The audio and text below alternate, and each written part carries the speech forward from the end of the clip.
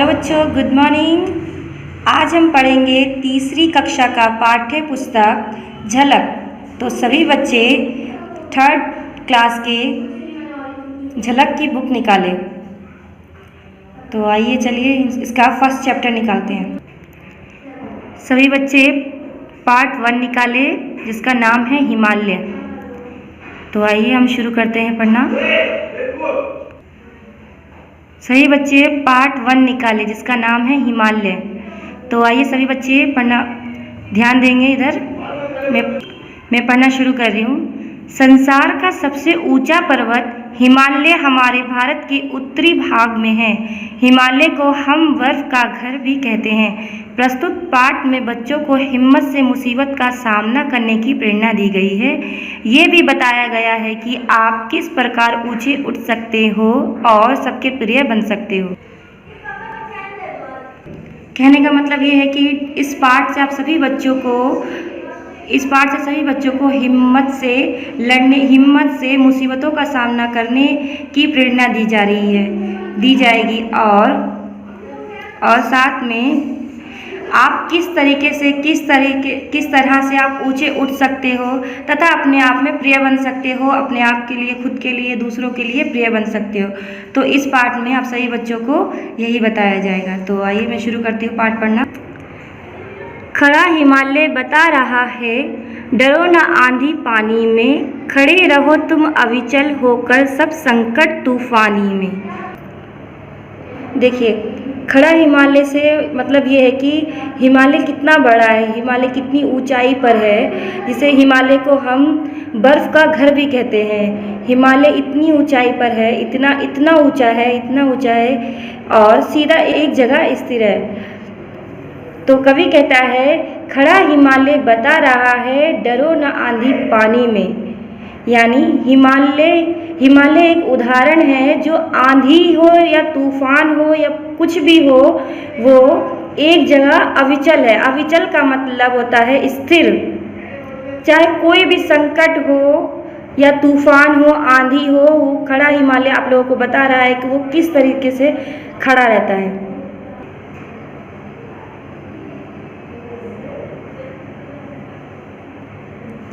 खड़ा हिमालय बता रहा है, डरो न आंधी पानी में, खड़े रहो तुम अविचल होकर सब संकट तूफानी में।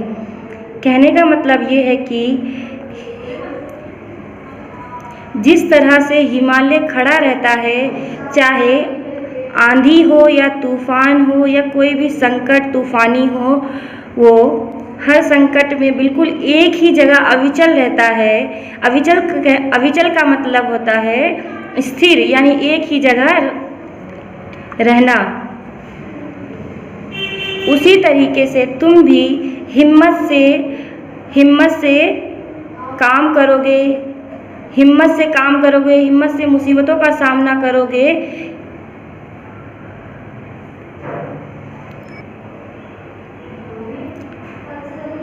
जिस तरीके से हिमालय खड़ा है, उसी तरीके से कहने का मतलब ये है कि वो भी हिमालय हमारे लिए एक उदाहरण है।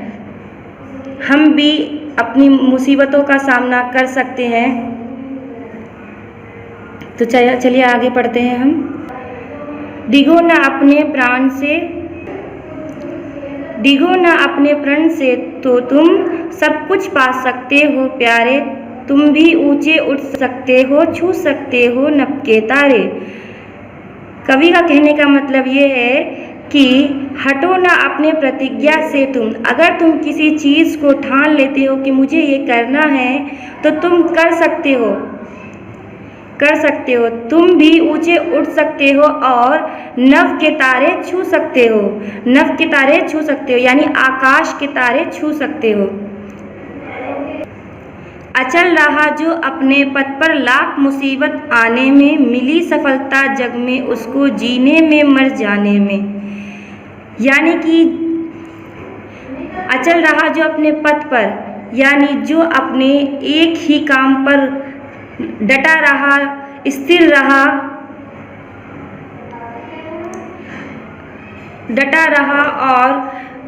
हर लाख मुसीबत उसके ऊपर आई, लाख मुसीबतें आए परेशानियाँ आई, लेकिन वो अपने काम से पीछे नहीं हटा, वो उसी काम पर लगा रहा जिससे वो काम जो वो चाहता था। तो चाहे जब भी उसको दुनिया में सफलता मिली। जब हम किसी चीज़ को ठान लेते हैं करने की, जो हमें ये करना है तो करना है, तो तुम एक ही चीज़ पर, एक ही पथ पर आप अचल रहो, चाहे लाख मुसीबतें हों, जब भी आपको सफलता मिलेगी जीने में, मर जाने में। समझ गए बच्चे? तो आइए चलिए हम देखते हैं क्वेश्चन आंसर। पहले हम देखते हैं शब्दार्थ। पहला है अविचल। अविचल का मतलब होता है स्थिर, दृढ़। अब है डीगो। डीगो का मतलब होता है हटो। अब है प्रण। प्रण का मतलब होता है प्रतिज्ञा। अब है नव। नव का मतलब होता है आकाश। अब है अचल। अचल का मतलब होता है अडिग।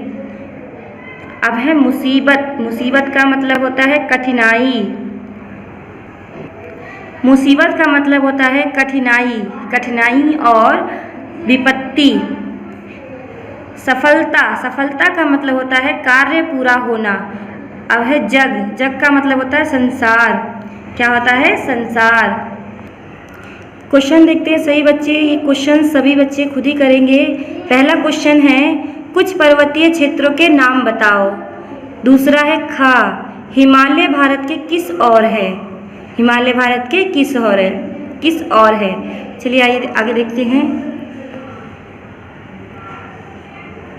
दूसरा, सही उत्तर पर सही का चिन्ह लगाओ। का, खड़ा हिमालय बता रहा है डरो ना डैश पानी में, यानी डरो ना। पहला है आ गर्मी, बा सर्दी, सा आंधी। तो क्या आंसर आएगा हमारा? आंधी। फिर है खा, तुम भी ऊंचे उठ सकते हो, छू सकते हो डैश के तारे। किसके तारे छू सकते हो? पहला आ है जल, फिर है बा नव, फिर है सा वन। किसके तारे छू सकते हो? नव के तारे। किसके? नव के तारे। और आगे देखते हैं। अब है लिखित प्रश्न। पहला है का। सभी बच्चे ध्यान से सुने। इन सभी प्रश्न के उत्तर आप सभी बच्चों को खुद ही देने हैं और ध्यान से एक एक शब्दों को ध्यान से समझना है और पढ़ना है, जब भी आपको समझ में आएगा। अगर आपको नहीं समझ में आता है तो आप दोबारा वीडियो प्ले करके देख सकते हैं। पहला है का, हिमालय पर्वत संकट में हमें कैसे बने रहने की शिक्षा देता है। फिर है खा, व्यक्ति अपने लक्ष्य को कैसे पा सकता है। गा, सफलता किसे प्राप्त होती है। सफलता किसे प्राप्त होती है। अब है उचित मेल करो। संकट, जग, अविचल, नव, प्रण, प्रतिज्ञा, आकाश, मुसीबत, स्थिर, संसार। बस आज का पाठ हमारा यहीं पर समाप्त होता है। आज का पाठ हमारा यहीं पर समाप्त होता है। सभी बच्चे अपने घर में रहें, सुरक्षित रहें और पढ़ाई लिखाई पर ध्यान दें। घर रहकर ही पढ़ाई करें। धन्यवाद।